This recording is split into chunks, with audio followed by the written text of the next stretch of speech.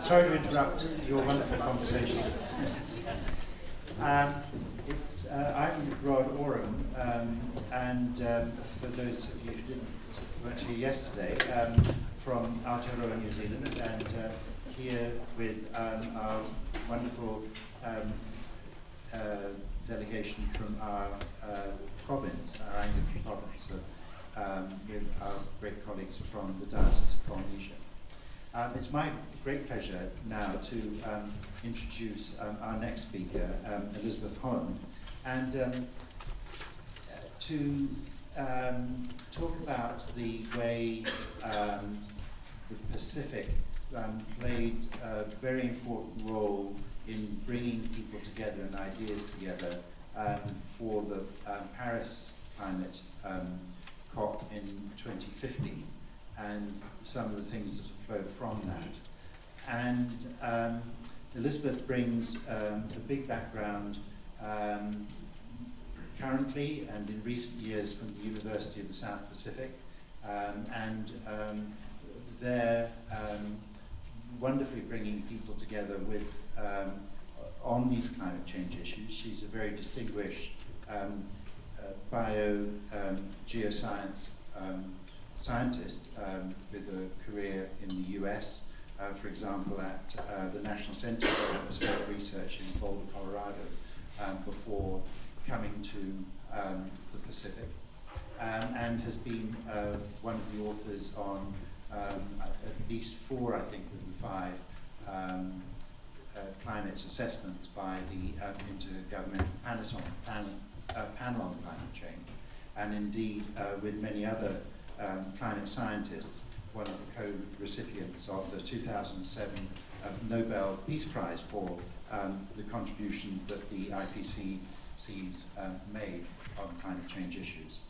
So Elisabeth has taken as her title Paddling One Canoe, One Ocean, One Planet, about the ways that we have come together already, have to very powerfully come together more fully in order to respond to these climate challenges.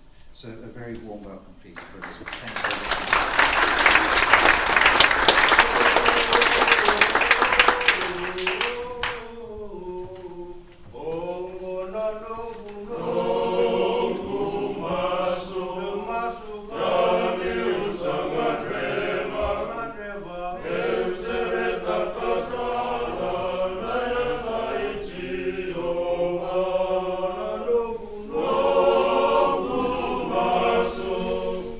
Oh,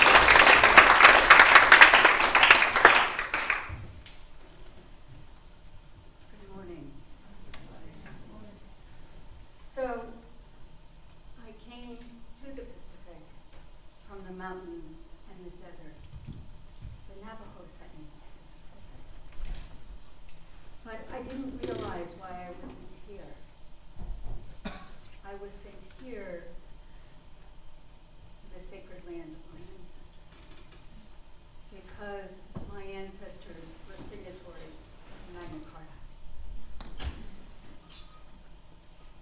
Like Mark, I am a scientist, and I confess that I had a somewhat ambivalent relationship with the church that began on the day of my confirmation.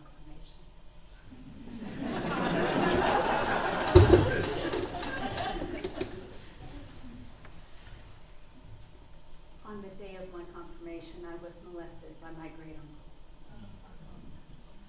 So, in a reverse missionary process, when I came to the Pacific, I had to reconcile my views as a scientist with my relationship with the Pacific and the deep spirituality that is present in the Pacific and how you do things. So I'm still learning. I'm still learning to be a storyteller in the Pacific way. I have not yet learned to sing in the Pacific way, but I'm embraced by the singing. So, also in the Pacific way, I've learned to paddle together. So, in 2014, at the invitation of colleagues in New Caledonia, I had to make peace with my second tongue. It was then French. And I had to do I was invited to do a tour of New Caledonia before the President Holland visited New Caledonia. You may recognize the similarities, only different by one letter. I am not related to that Holland. I am related to the Hollands from here. But I gave a tour and I spoke for 14 lectures there. At the end of the 14 lectures, they asked me what I wanted. And I said, you've taken me to shops and I cannot find it, but what I need is a paddle. I need that paddle because in the Pacific sometimes I have a hard time finding a meter stick. Because it's, in the developed world we used fixed units of measure. In the Pacific, we use more fluid units of measure. So I needed a paddle to be able to describe sea level rise, because it's about a meter. And so I was given that paddle, but it was another few years before I learned to use that paddle, and I found the place, the canoe, and the team to paddle with. And this year, I became a pacer in our canoe. I learned to paddle I began to learn to paddle Pacific canoes, outrigger canoes, just before Winston arrived.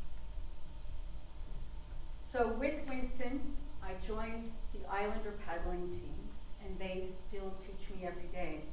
But in a 28K race this year, halfway through the race, about 3/4 of the way through the race, they said, we need you, Elisabeth, to move from seat 5 to seat 1.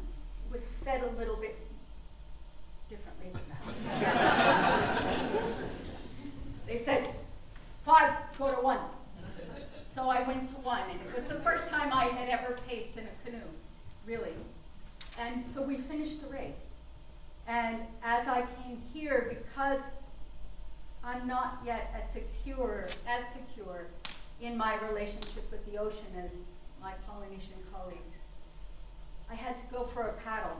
So it was an interesting paddle because we hadn't paddled together for a while. So we went out into the stormy seas, into the seas that were described. For example, the Sea of Galilee. And it was amazing because it taught me yet one more time that we can weather these stormy seas and we can paddle through these stormy seas, but only as one. Only as one in time. So in the canoe, when I'm pacing or when I was in seat 5, which was my usual seat, it was my responsibility because I'm the old lady. Most of my paddling partners are the age of our young colleagues from Polynesia. And so it was my responsibility as the grandmother to help keep people together. So I would go every switch, one paddle, one mind, one ocean, one body, one canoe. We are one cup, Moana.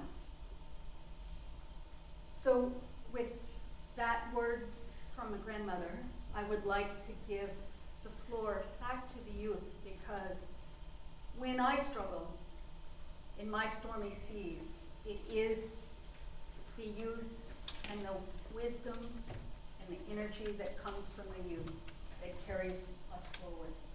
So if you could go next slide, and I'll step aside while you listen to another remarkable voice of our youth.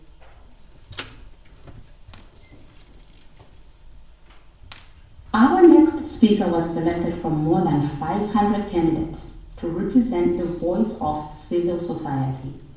From the Marshall Islands, please welcome Kathy Jatnil Kijner.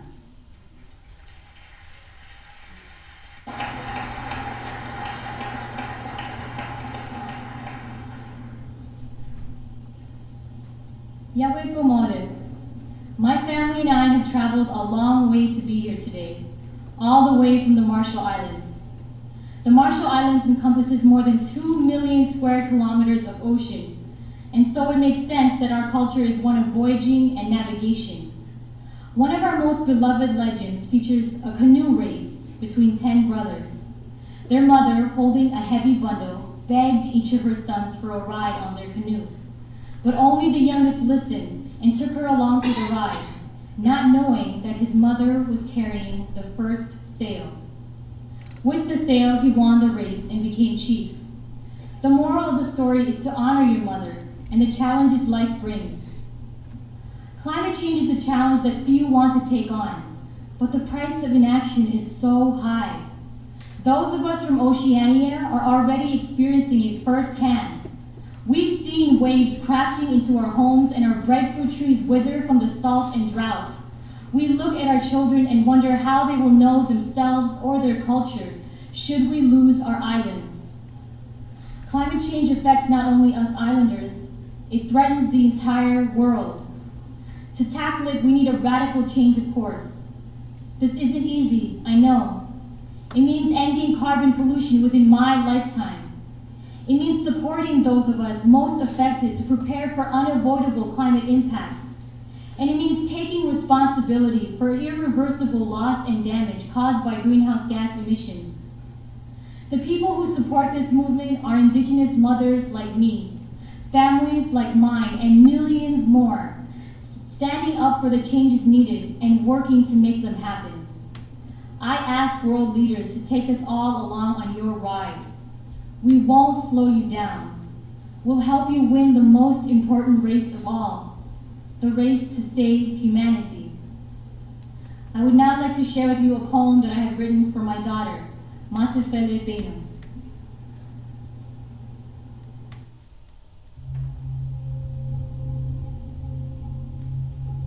Dear Matefele Beno, you are a 7-month-old sunrise of gummy smiles.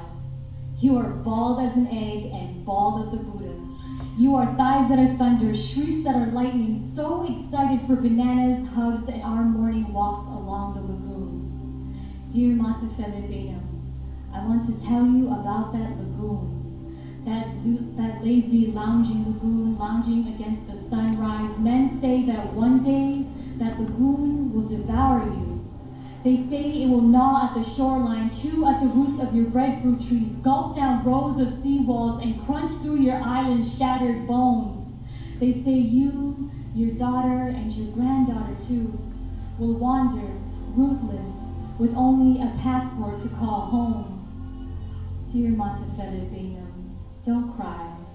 Mommy promises you, no one will come and devour you. No greedy whale of a company sharking through political seas. No backwater bullying of businesses with broken morals. No blindfolded bureaucracies gonna push this mother ocean over the edge. No one's drowning, baby. No one's moving. No one's losing their homeland. No one's becoming a climate change refugee. Or should I say, no one else. To the Carteret Islanders of Papua New Guinea and to the Taro Islanders of Fiji, I take this moment to apologize to you. We are drawing the line here because we, baby, are going to fight. Your mommy, daddy, boo-boo, Jima, your country, and your president too, we will all fight. And even though there are those hidden behind platinum titles who like to pretend that we don't exist, who like to pretend that the Marshall Islands, Tuvalu, Kiribati, Maldives, Typhoon Haiyan in the Philippines, floods of Algeria, Colombia, Pakistan, and all the hurricanes, earthquakes, and tidal waves didn't exist. Still, there are those who see us, hands reaching out, fists raising up, banners unfurling, megaphones booming, and we are canoes blocking coast ships. We are the radiance of solar villages. We are the fresh, clean soil of the farmers past. We are teenagers, blooming petitions. We are families, biking, recycling, reusing, engineers, building, dreaming, designing, artists, painting, dancing, writing, and we are spreading the word. And there are thousands out on the streets, marching hand in hand, chanting for change now. And they're marching for you, baby. They're marching for us. Because we deserve to do more than just survive. We deserve to thrive. Dear Mata Filipino, you are eyes heavy with drowsy weight. So just close those eyes and sleep in peace. Because we won't let you down. You'll see.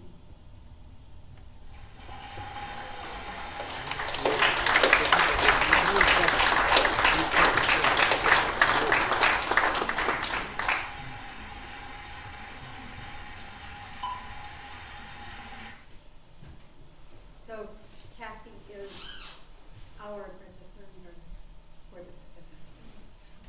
And she is spectacular. She is spectacular. So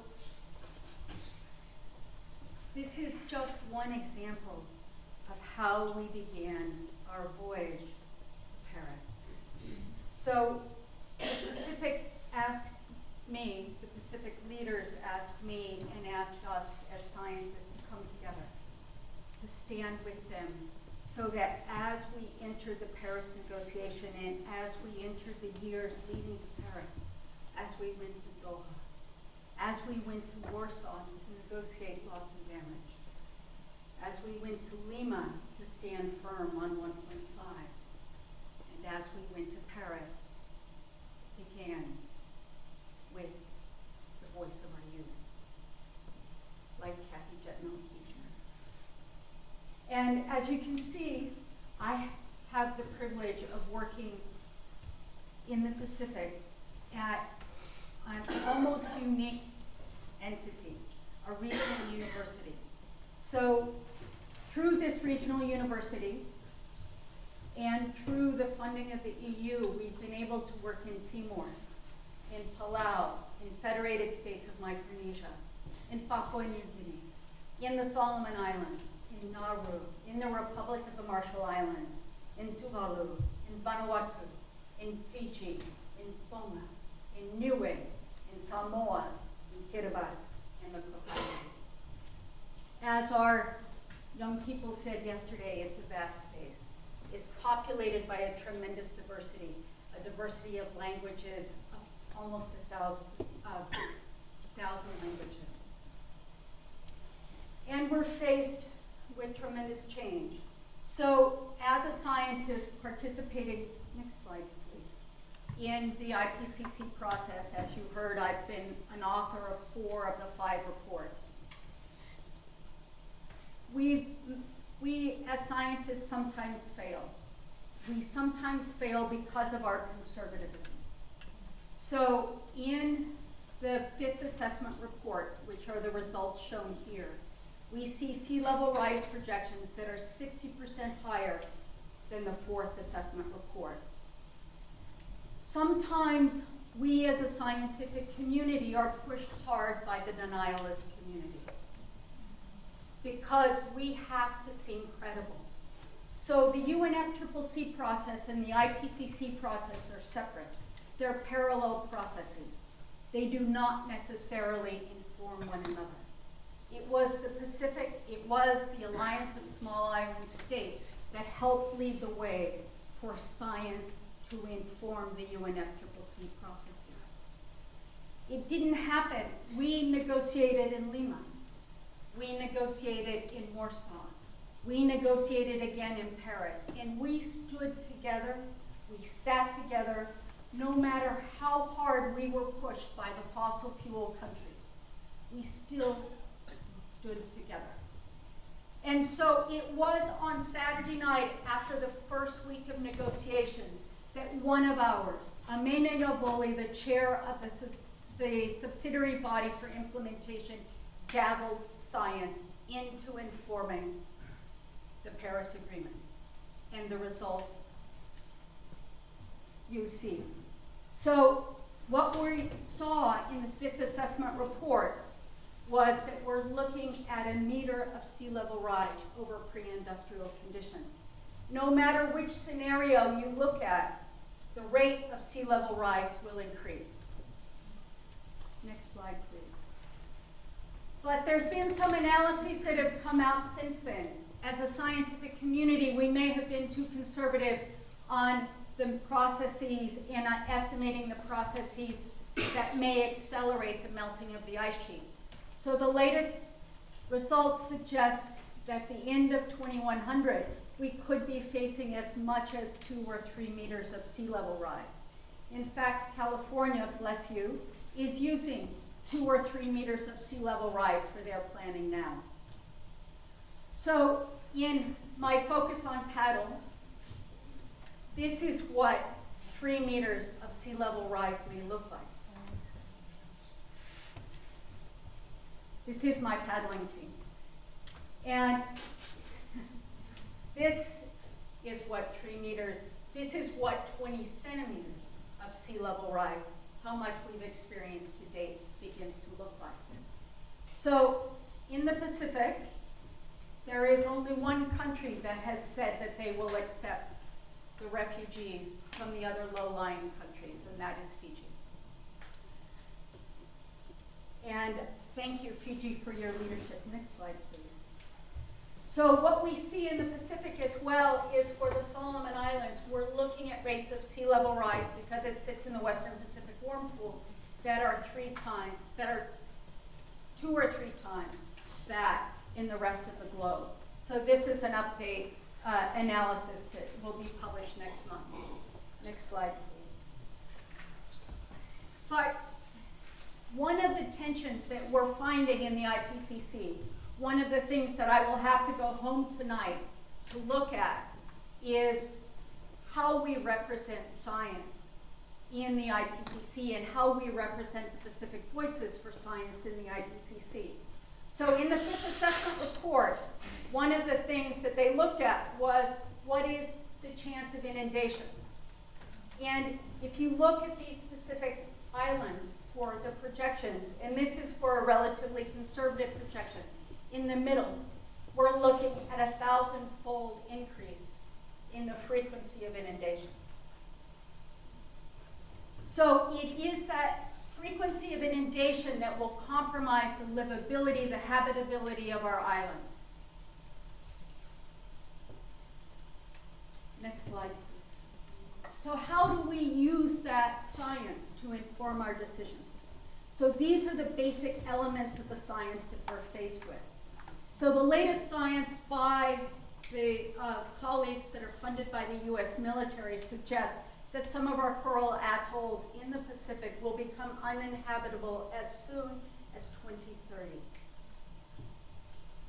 So the Pacific led in establishing the UNFCCC, the United Nations Framework on Climate Change, one of the elements that was introduced was the following: that this convention requires the stabilization of greenhouse gas concentrations in the atmosphere at a level that would prevent dangerous anthropogenic interference with the climate system. Such a level would be achieved within a time frame sufficient to allow all ecosystems to adapt naturally to climate change, to ensure that food production is not threatened, and to enhance economic development to proceed in a sustainable manner. Those are essential elements. And I would argue, based on the stories that you've heard yesterday, based on what our students are researching, based on what we know as researchers now, that we may be compromised in that dangerous. So in that dangerous, this is the array of disasters that we face as the Pacific, whether it's tsunamis, hurricanes, volcanoes, droughts, medical emergencies. So my experience with the challenge of the medical situation that climate change puts us in is after Tropical Cyclone Winston, I went to Tonga. When I was in Tonga, I went to Vava'o, which had recently been hit by Tropical Cyclone Winston. There I contracted Zika. And so by the time I got home, I was suffering from Zika. And I'm not young enough to be pregnant, so I didn't have to worry too much. And I recovered quickly because I was well taken care of. But in other circumstances, the story could be different. Next slide, please. So how do we look at all of these disasters, whether it's Tropical Cyclone Ian, whether it's Tropical Cyclone Evan, whether it's Tropical Cyclone Gita, whether it's Tropical Cyclone Eta that wiped out 25 people in the Solomon Islands, or Tropical Cyclone Winston, or Tropical Cyclone Kenny. All of these that we're experiencing regularly. So what our leaders have done, next slide please, is they've focused on policy. So in 2013, Minister de Bruyn, Kathy Jetno-Kirchner's minister, led the way with the Madro Declaration for Climate Leadership. And you can see that these were the commitments made by Australia, a 5% emission reduction. Solomon Islands, 100% renewable by 2050. It is that juxtaposition of commitments between the Pacific and Australia that informs the tensions that we saw erupt at the Forum Leaders meeting in Tuvalu a couple of weeks ago. This jewelry was a gift from my Tuvalu colleagues for coming to that meeting, for speaking on behalf of the science. Next slide, please. So in looking at the Pacific leadership, we came together. Archbishop Halapua and I worked together to help support the Fiji government to lead the formation of the Pacific Island Development Forum. The Pacific Island Development Forum met on the way to Paris, and they made the strongest declaration of all of the 10 Pacific declarations that were made. We, the leaders of the Pacific Island Development Forum, following open, transparent, and inclusive discussions with stakeholders undertaken, declare that we are gravely distressed that climate change poses irreversible loss and damage to our people, societies, livelihoods, natural environments, creating existential threats to our very survival and other violations of human rights to the entire Pacific Island developing states. This was backed by science. And we said that they expressed profound concern that the scientific evidence unequivocally proves that the climate system is warming and that human influence on the climate system is clear, but appropriate responses are lacking. So yesterday when I had the conversation that pointed out Faye Tevye, and Isaac and I pointed out Faye Tevye, Faye wrote this with the support of my students and with my support and the support of many others. But Faye wrote these words. Next slide, please. We see and suffer from the adverse effects we note with great regret the suffering of our people and the effects of climate change. So with this declaration, I was actually able to go to the EU and negotiate with the Africa, Caribbean, Pacific Secretariat with those ambassadors for 79 other countries to buy in to the 15 country supported declaration of the Suva Declaration. Next slide, please. So that helped because as we went into Paris, one of our leaders, again, Minister Tony de Bruyn, had assembled something called the High Ambition Coalition that was announced on Tuesday after Amena Yovoli had gavelled the science to inform the Paris Agreement, not the Pacific Agreement, the Paris Agreement. After Amena Yovoli gavelled the Paris Agreement, science to inform the Paris Agreement on Saturday night, Tony de Bruyn announced the High Ambition Coalition. And so the High Ambition Coalition had these 5 elements, which were all embodied in the Suva Declaration. The 1.5 degree global target, legally binding, increased ambition to reduce emission, 5-year review, and loss and damage. So that was the Pacific. We came together, we got EU, we got the US together, leading us forward. So we actually, next slide please. We got it. We got all of the elements of the High Ambition Coalition into the Paris Agreement. So the backstory that I was going to tell you was that, and I meant to have the slides of my students there, but after Tony de Bruyn announced that on Tuesday afternoon, we needed a way to come together. And so the EU that I had worked with came to me and they said, hey, where do we find the Marshall's delegation? I said, come. And I led them across Paris, the whole negotiating conference. And I said, here, this is Tony de Bruyn. And so we had a problem. We didn't have any kava. And for Tony to sign off on anything, we had to have Yangona. So luckily, my students were standing there. And I said, hey, do you have any? They said, okay. So we had the Fiji delegation run off with my Federated States of Micronesia student, who was a member of the Solomons delegation, to go get the Yangona so that the Pacific leaders could convene around the conference table with RMI to seal the deal on the High Ambition Coalition. So they sealed the deal, and because I had led the EU across Paris, across the conference facility, we had 79 countries come in the next day, and by Wednesday afternoon, we had 100 countries signed on to Paris. So,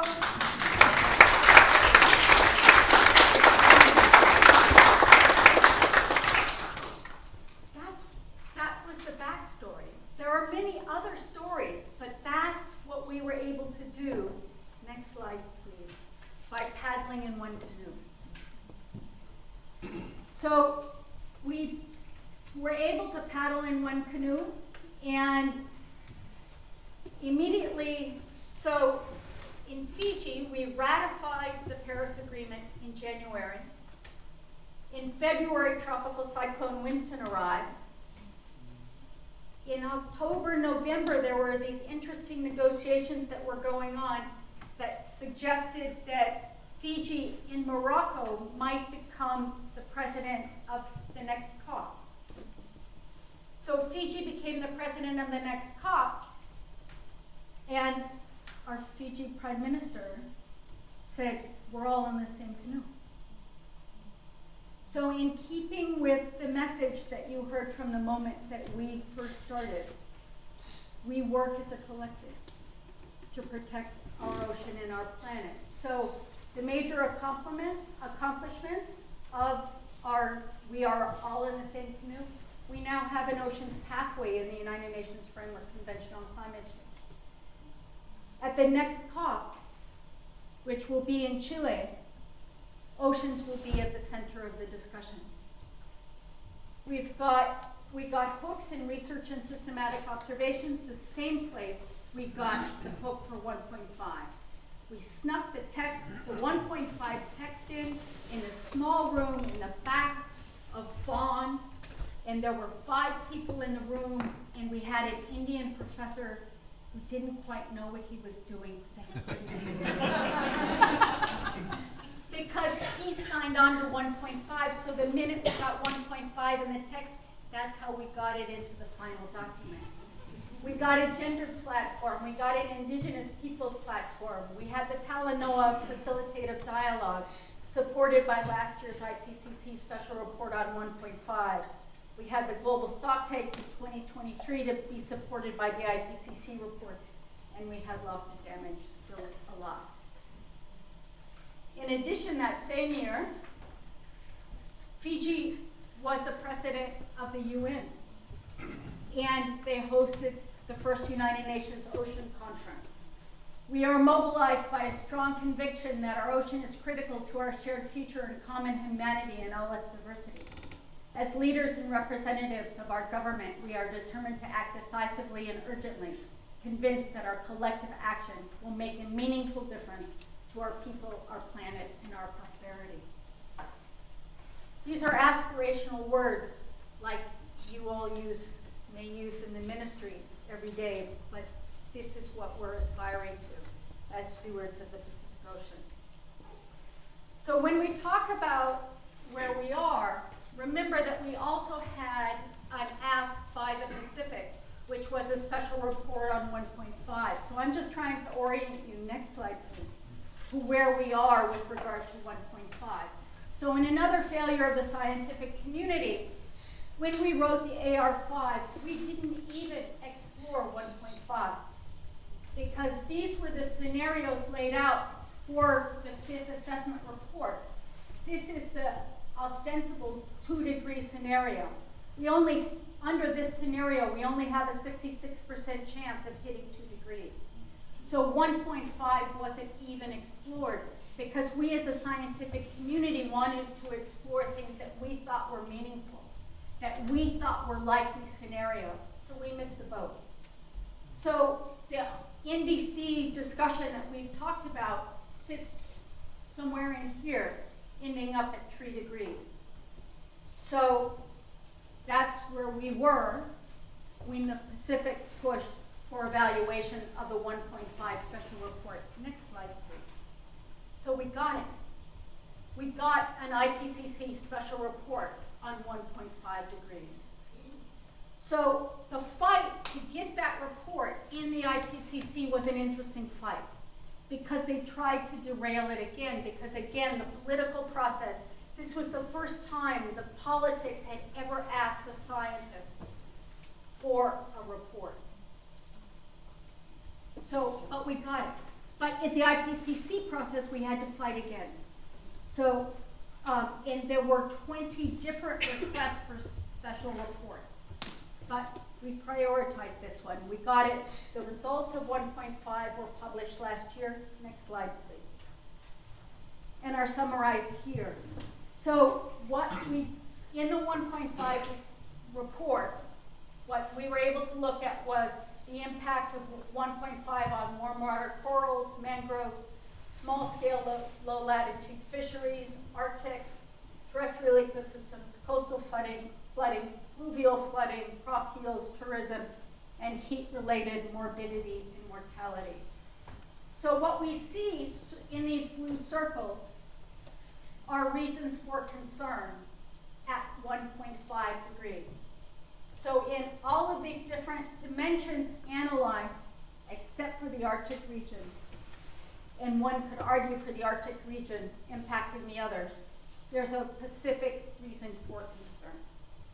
So we're already facing potentially dangerous at 1 degree.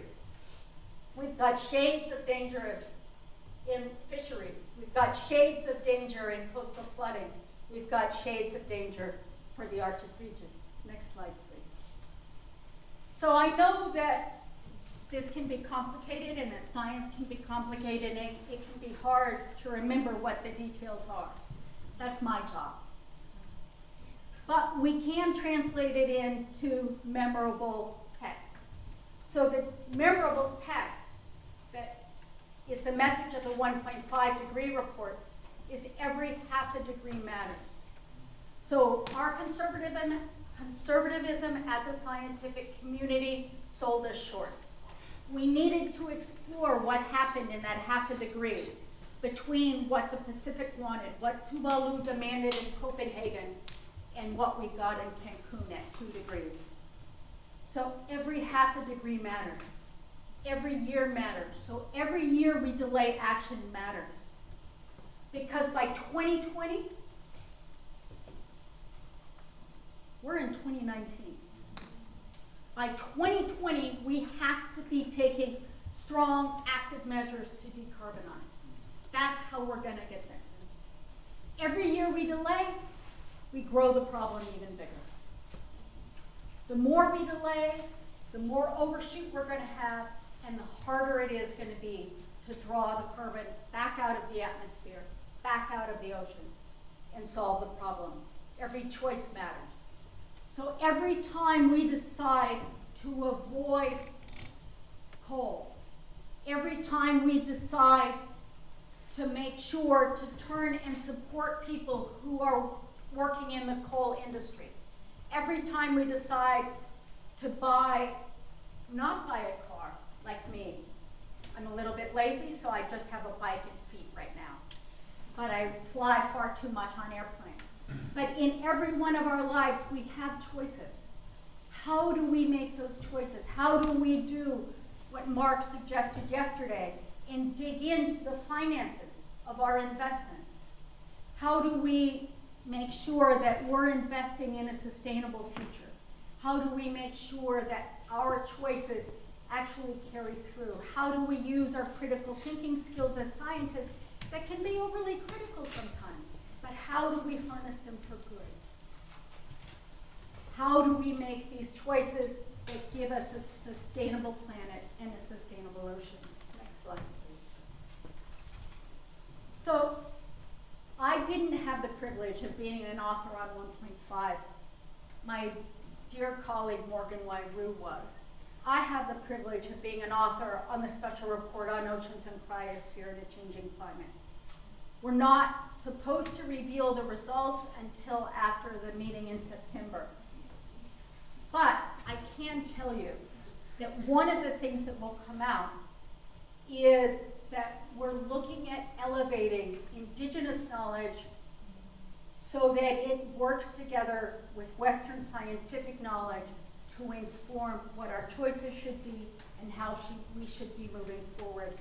Another request from the Pacific. Next slide, please. So, as Mark pointed out, and as other people have pointed out, for those of us in climate science, dealing with climate science every day, we can get discouraged and I can get depressed. But we find hope in our young people. So we're guided by sort of these 10 C's of how, this is the high level stuff, but we also work at the community level. We work collaboratively. We work in communities. We focus on our conduct. You saw that with these wonderful young people. We focus on preserving our culture, a commitment to conservation, long-term commitments that go beyond 1 or 2 years, to have confidence, because for those of us who have been colonized, it can be hard to regain and rehold that confidence because the acid drip that sort of eats away at it can come in. But you can see by the example of these wonderful people in the front rows that we get it. We can stand with confidence, with our own voice, because we have leaders that will back us. We have to focus on communication. We have to be willing to face the challenges, and we have to have champions, as they pointed out yesterday. So, next slide, please. We've got tools like the community integrated vulnerability assessment, and I just thought to back up the stories that you heard yesterday, I'd give you just a teeny bit more detail on what they did, because what they did in applying this to communities is pretty stunning. I went back over the report at about 5 o'clock this morning, and the report that they wrote, it is amazing. So what they did was they used our tool to help assess vulnerability by examining existing livelihood assets in the community and the capacity of those assets to meet the community needs. Next slide, please. So it assesses vulnerability by measuring adaptive capacity. Next one. Facilitates a process of community-based problem solving. Next slide. Standardized, yet context-specific, sensitive approach. So one of the things about development investments like the EU made is it can often get lost. It gets lost up here. Sarah Hemstock insisted on an everyday basis that our focus had to be on communities. And so when we implemented our project that was funded by the EU, it focused on communities. The CEBA, every one of our graduating students from the 240 that graduated can do the CEBA. The next generation can do the CEBA. Thanks to Sarah's efforts, we also have not just a postgraduate level training, but training down at the technical and vocational level. Next slide, please. We look at vulnerability, the propensity or predisposition to be adversely affected, including sensitivity to harm and lack of capacity to cope and adapt. Next slide. So the focus is on adaptive capacity so that we end up with an enhancement to build resilience. So we integrate all of these different pieces, the livelihood assets, and the human security objectives in a changing environment. Next slide, please. So that we reduce vulnerability and increase resilience. Next. And then we do a numerical analysis that looks at livelihood assets and these human security objectives. Next slide. So the human security objectives, if you can just flip through here. Ecosystem health, community health, security of place, water security, food security, energy security, and income security. Next slide, please. So all together, we call this the CEBA flower. So we've got 35 intersecting livelihood assets and human security objectives to look at. So you saw the case study of how it was applied in Tropical Cyclone Gita. Next slide, please. But we have also had students apply it on a broader basis. So what one of my students, Teresia Powell, as a conservation officer in Fiji did, is she applied that same tool to the Thakondrobe province of Vanuatu, including 100 communities. And we can look at all of those taken together. So this red line should be just a smidgen lower, but it is the level below which things are dangerous. That the communities are in a dangerous, not resilient state, below good. So what we found in Thakondrobe province that had been hit by Winston, 84% of the villages are in the danger zone. 14 of those villages are ranked as poor, and only 17% of those villages fall outside of the danger zone. So we're in a serious situation already in the Pacific, and this analysis, I hope, will connect in your mind to that Article 2 of the UNFCCC, that in the Pacific, we're already there. We need everyone to make the choices that will make a difference, not just for us, we paddle together in one canoe on one ocean. Next slide. So as we've assembled all of this evidence, I would argue that we're at a place where we can actually write a report, an assessment for the Pacific, by the Pacific, like the tools that were developed by Siu, by Katrina, tools by the Pacific, for the Pacific, and we can weave the layer for Oceania.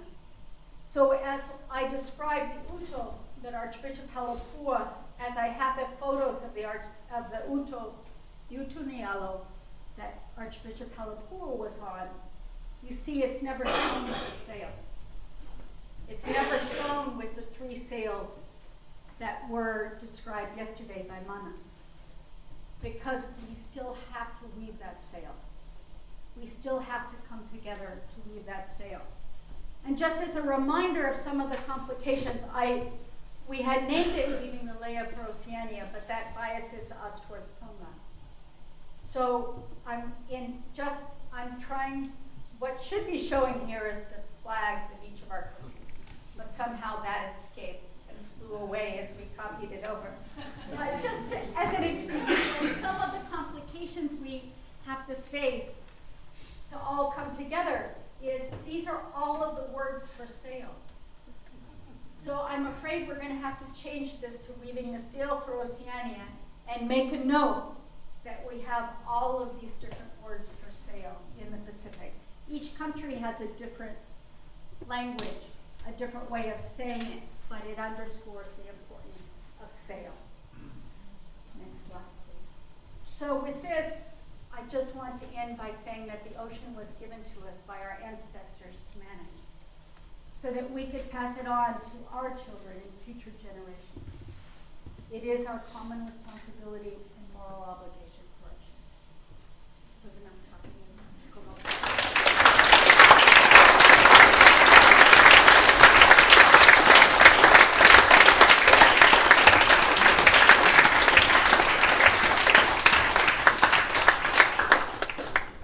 Thank you hugely, Elisabeth.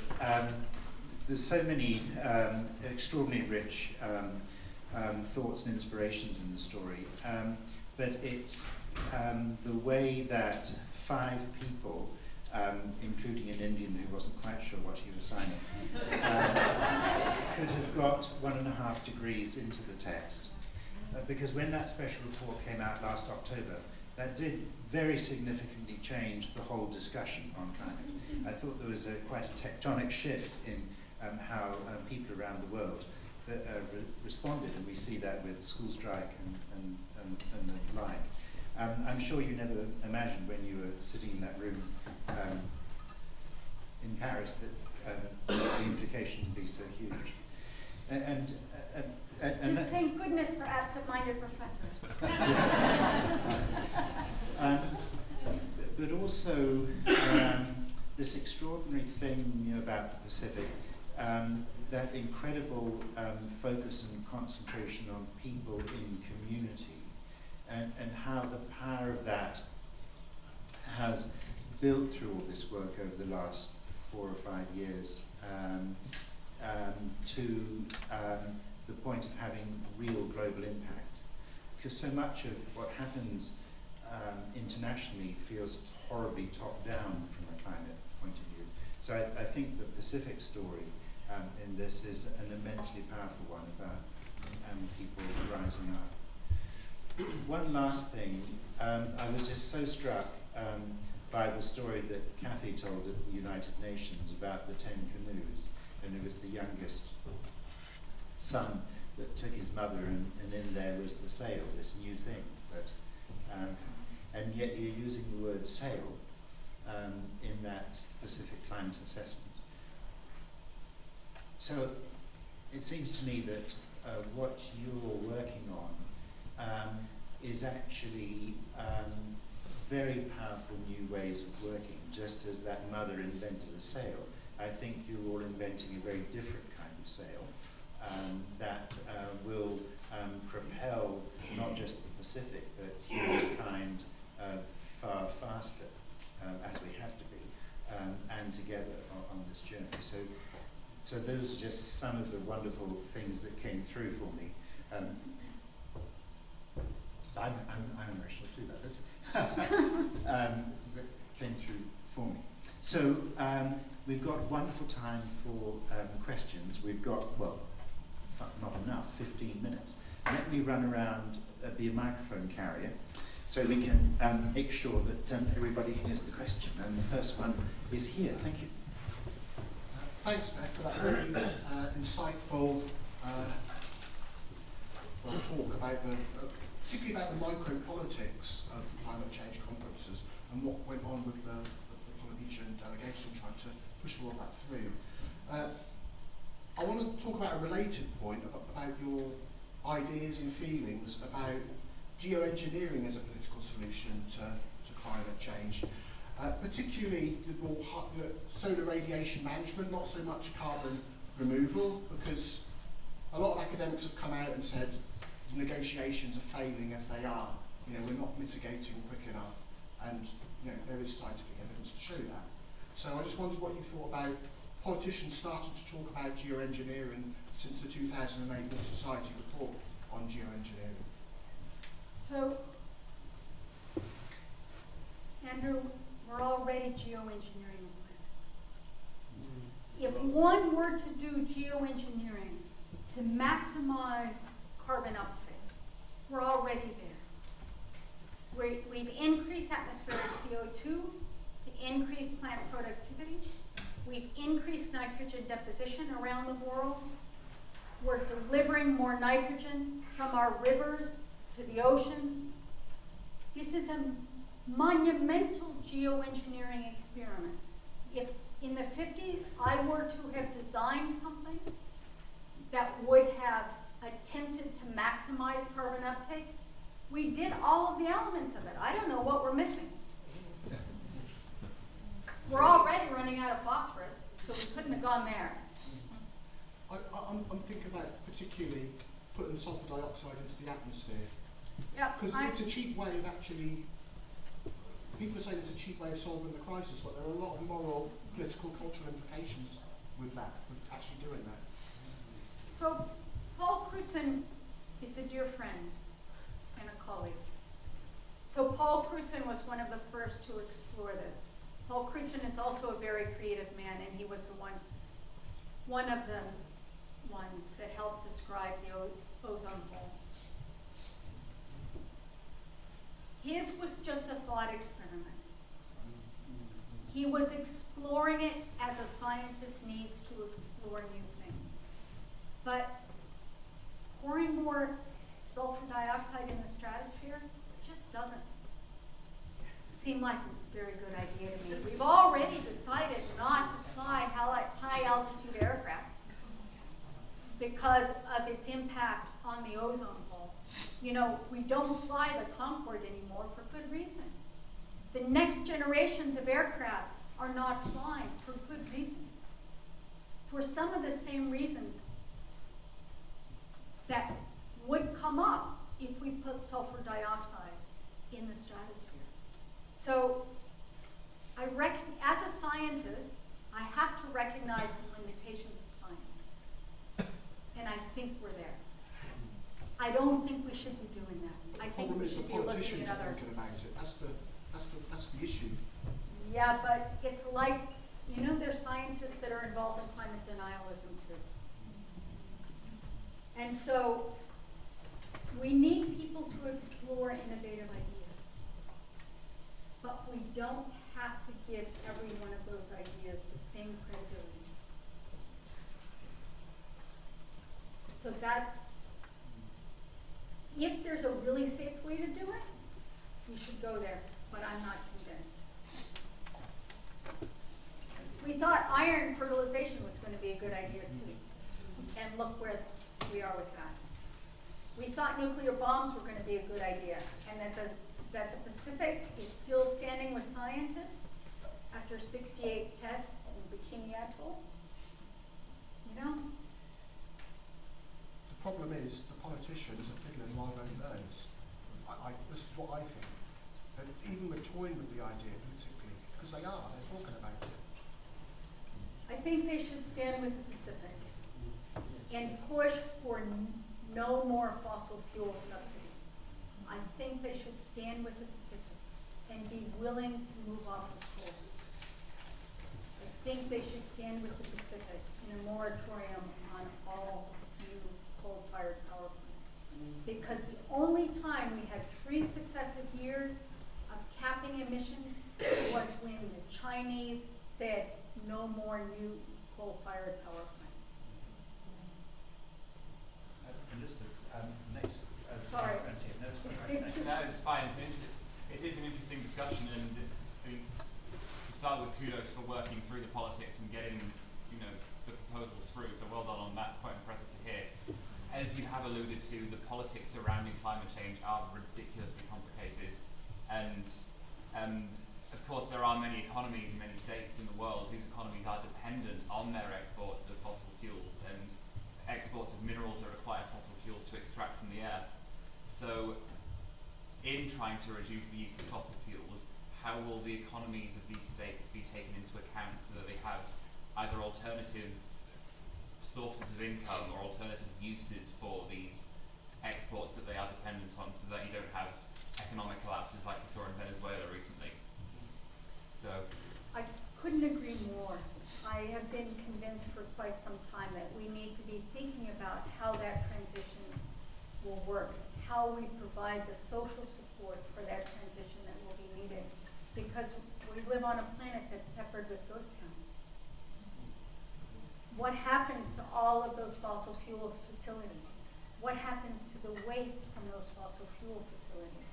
What happens, there was an atmospheric chemistry experiment that looked at hydrocarbon emissions, those reported by the industry versus those measured in the atmosphere.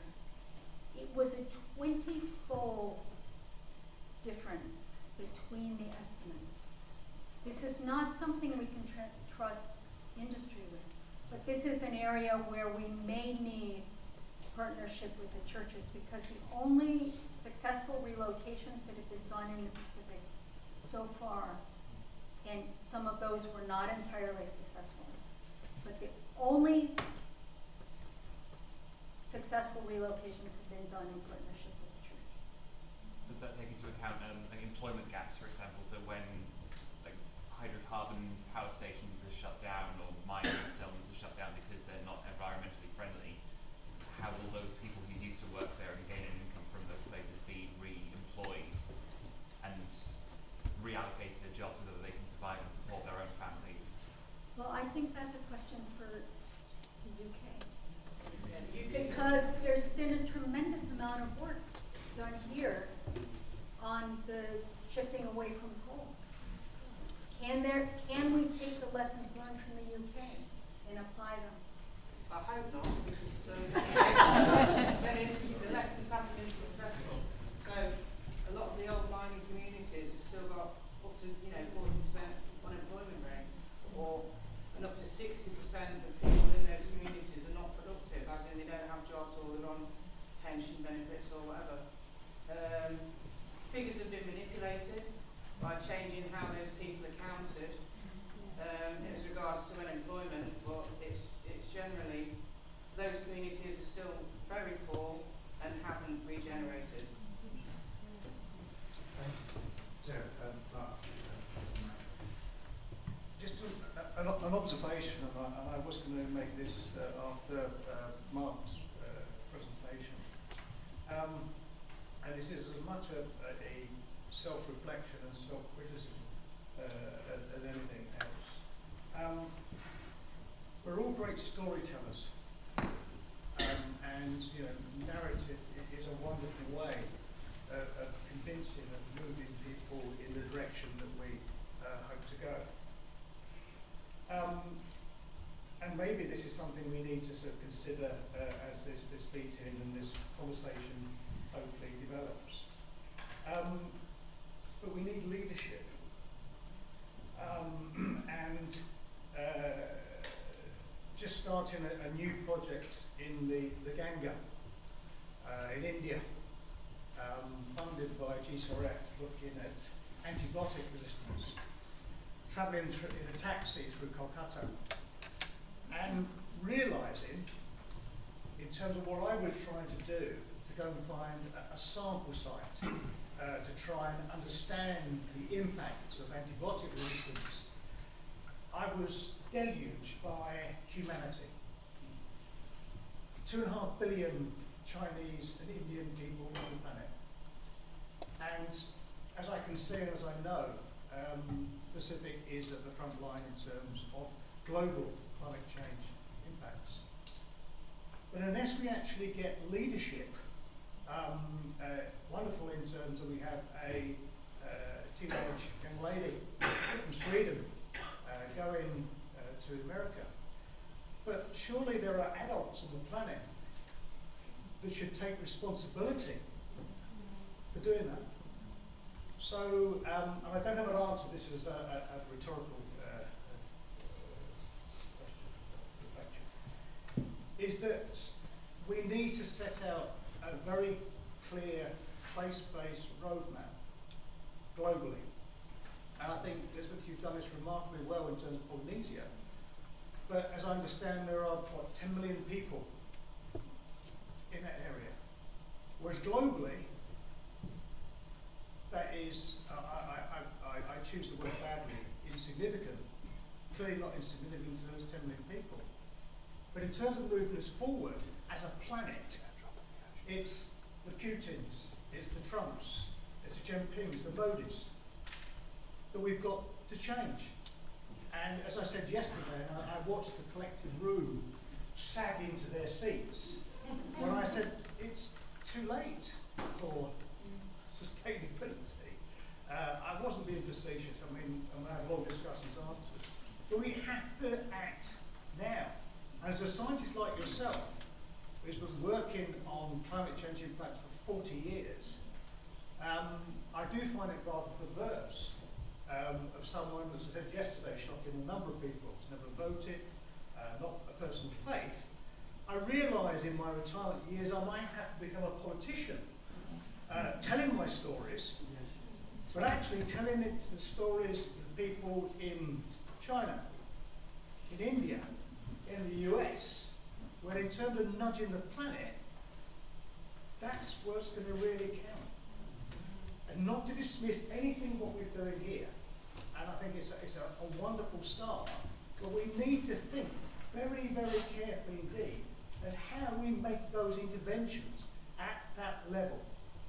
Because unless we do, you're a grandmother or a grandfather, our grandchildren will be compromised at best.